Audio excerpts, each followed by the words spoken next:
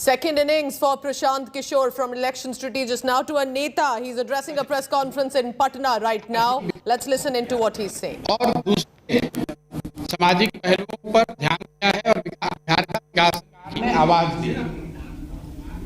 उसके बाद के 15 साल 2004 के बाद से जब नीतीश जी मुख्यमंत्री हैं, उनके और उनके समर्थकों का ऐसा मानना है कि उन्होंने आर्थिक विकास और दूसरे सामाजिक पहलुओं पर ध्यान दिया है और बिहार का विकास किया है। दोनों ही बातों में कुछ सच्चाई तो जरूर है। अगर आप इसको ऑब्जेक्टिवली देखेंगे तो जो लालू जी के रिजीम में हुआ या अभी जो नीतीश जी के रिजीम में हो रहा है, उसमें कुछ सच्चाई जरूर है और जो वो दावा कर रहे हैं। लेकिन जितना उनके दावों में सच्चाई है, उतना इस बात में भी सच्चाई है कि बिहार आज 30 वर्ष के लालू जी और नीतीश जी के राज के बाद देश का सबसे पिछड़ा और देश का सबसे गरीब राज्य है। इस सच्चाई को कोई झुठला नहीं सकता है। विकास के ज़्यादातर मानकों पर बिहार आज भी देश के सभी राज्यों में सबसे निचले पायदान पर है। इसलिए अगर आगे के 10-15 बरस के रास्ते को आप देखेंगे तो ये तो तय है कि जिस रास्ते से आप आए हैं पिछले 10-15 सालों में, वो रास्ता आपको वहाँ पर नहीं पहुँचा सकता है। आने वाले 10-15 बरस और अगर उन वर्षों में बिहार को अग्रणी राज्यों की श्रेणी में आना है तो जिस रास्ते पर ये राज्य पिछले 10 साल, 15 साल या 20 साल से चल रहा है, उन रास्तों पर चलकर हम वहाँ नहीं पहुँच सकते। स्वाभाविक है कि उसके लिए एक नई सोच और नए प्रयास की ज़रूरत है। अब ये विवाद और बहस का मुद्दा हो सकता है कि वो नई सोच और नया प्रयास कौन करे और किसके पास है। मेरा ऐसा मानना है कि कोई भी व्यक्ति ये दावा नहीं कर सकता है कि ये सोच और प्रयास करने की सारी क्षमता किसी एक व्यक्ति विशेष के पास है।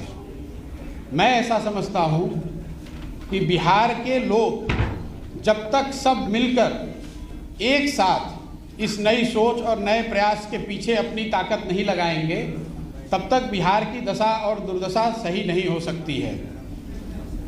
इसलिए मैं ऐसा मानता हूँ कि आने वाले दिनों में और आने वाले समय में बिहार के वो लोग जो इस धरती से जुड़े हैं, जो यहाँ के मुद्दों को समझते हैं और जिनमें यहाँ की समस्याओं को सुलझाने की क्षमता है, और उससे बढ़ के आने वाले वर्षों में बिहार को बदलने का जिनके पास जज्बा है, जो बिहार को बदलना चाहते हैं, वो सारे लोग और या उनमें से ज़्यादातर लोगों को एक साथ आकर कोई नई प्रयास करने की ज़रूरत है। इस संदर्भ में मेरी जो सोच है और जो मेरी भूमिका है, उसके बारे में मैं 2 बात आज बताने वाला हूँ। जैसा कि आप प्रेस में या अदरवाइज कई जगह मीडिया में स्पेकुलेट किया जा रहा है कि मैं कोई राजनीतिक पार्टी बनाने वाला हूँ या मैंने कोई राजनीतिक मंच बनाया है, ऐसी कोई घोषणा मैं आज नहीं करने वाला हूँ। मेरी कोशिश ये है और मेरी भूमिका आने वाले दिनों में ये होगी कि ये जो लोग जिनको मैं कह रहा हूँ, जो यहाँ के सामाजिक और राजनीतिक जीवन से जुड़े हुए हैं और जो यहाँ की मिट्टी को, यहाँ के मुद्दों को, यहाँ के समस्याओं को समझते हैं, उनमें से एक बड़ा तबका उनसे मिलना, उनसे समझना और उनको एक साथ एक प्लेटफॉर्म पर लाकर खड़ा करना। पहली मेरी भूमिका का पहला जो लक्ष्य है वो ये है। मैं मेरे साथियों के साथ पिछले 4-5 महीनों से हम लोगों ने करीब 17,000-17,500 ऐसे लोगों को चिन्हित किया है, उनसे संपर्क बनाया है। आने वाले 3-4 महीनों में मैं व्यक्तिगत रूप से इनमें से ज़्यादातर लोगों से मिलने वाला हूँ, उनसे बात करने वाला हूँ और जो जन सुराज की सोच है, गुड गवर्नेंस की जो सोच है, और आगे उसको बिहार में उतारने के लिए, बिहार में उस चीज़, उस अवधारणा को जमीन पर लाने के लिए जो करने की जरूरत है, इस संबंध में उनसे मिलकर उनसे बात करने वाला हूँ। इस संदर्भ में मैंने पिछले 3 दिनों में कोई 150 लोगों से मेरी मुलाकात हुई। सैंपल के तौर पे जो 17,500-18 हज़ार लोग हम लोग के साथ जुड़े हुए हैं, उसमें समाज के अलग अलग वर्गों के लोग, अलग अलग पृष्ठभूमि के लोग, राजनीतिक और गैर राजनीतिक दोनों। और मेरा अनुभव पिछले 3 दिन का ये रहा है कि करीब करीब 90% लोग इस बात से पूरी तरह इत्तेफाक रखते हैं कि बिहार में एक सामूहिक नए सोच और नए प्रयास की ज़रूरत है। तो मेरी पहली घोषणा ये है कि अगले 3 से 4 महीनों के अंदर इन 17,500-18 हज़ार लोगों के साथ संवाद स्थापित करना, उनसे समझना, उनसे जन स्वराज की परिकल्पना के बारे में चर्चा करना और अगर उनकी सहमति हो तो उनको इसका भागीदार बनाना, ये पहला लक्ष्य है। अगर इनमें से एक बड़ा वर्ग 2,000, 5,000, 3,000, मैं कोई संख्या अभी आपको एक संख्या नहीं बता सकता हूँ, लेकिन इसमें से बड़ी संख्या में लोग अगर एक साथ आए, एक प्लेटफॉर्म या एक अभियान के तहत जुड़कर आते हैं और वो मिलकर ऐसा तय करते हैं कि हमें किसी राजनीतिक संगठन या पार्टी की ज़रूरत है, तो उस पार्टी की घोषणा उस समय करी जाएगी। अगर वो पार्टी बनती भी है तो वो पार्टी प्रशांत किशोर की पार्टी होगी, ऐसी बात नहीं है। वो उन सबों की पार्टी होगी जो इस परिकल्पना से जुड़कर इस राजनीतिक संगठन के निर्माण में अपनी भागीदारी देना चाहते हैं। ये काम मुझे ऐसा लगता है कि अगस्त या सितंबर तक पूरा कर लिया जाना चाहिए। ये आज की घोषणा का एक पहलू है। दूसरा पहलू जो है, जो ज़्यादा महत्वपूर्ण है, वो बिहार के लोगों तक पहुंचना, बिहार के गांव, शहर, गली मोहल्ले तक पहुंचना, लोगों को जन स्वराज की परिकल्पना, इस सोच के बारे में बताना, उनसे उनका व्यू पॉइंट लेना, उनकी समस्याओं और उनके आगे के भविष्य के बारे में जो उनकी अपेक्षा, आशा, आकांक्षाएं हैं, उनको समझने का प्रयास करना। उसके लिए 2 अक्टूबर से मैं स्वयं पश्चिमी चंपारण गांधी आश्रम से 3,000 किलोमीटर की पदयात्रा शुरू करूंगा। जब तक बिहार के सारे गांव, शहर, गली मोहल्ले, जो जितने लोगों को व्यक्तिगत तौर पे पहुंचा जा सकता है, वो पूरा ना कर लिया जाए। हम लोग का अनुमान है कि 3,000 किलोमीटर अगर हम जाते हैं तो उसमें ज़्यादातर एरिया हम कवर कर पाएंगे। संभव है कि अब 3100 अंत होते होते 3100 हो जाए, या संभव है कि 2950 हो जाए, लेकिन मोटे तौर पर 8 महीने से 1 साल के बीच में 3,000 की व्यक्तिगत पदयात्रा मैं खुद करूंगा। बिहार के हर वो व्यक्ति जो जिनसे मिलना ज़रूरी है, जिनसे मिला जा सकता है, जो मिलने को तैयार है, उनके घर जाएंगे, उनके ऑफिस जाएंगे, उनका कुंडी खटखटाएंगे, उनको इस जन स्वराज की परिकल्पना से जोड़ने का प्रयास करेंगे। उनकी सोच, उनकी भावना के अनुरूप जो आगे बिहार के लिए किया जा सकता है, उसको अपने प्रोग्राम और अपने परिकल्पना में समाहित करेंगे।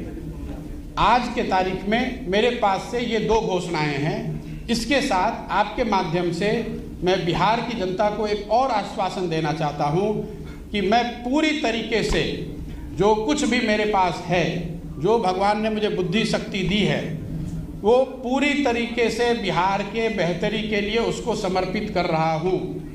कोई सवाल नहीं है बीच में इसको छोड़ने का, कोई सवाल नहीं है कि इसमें कोई भी बीच में बाधा आए तो उससे घबराकर पीछे हटने का।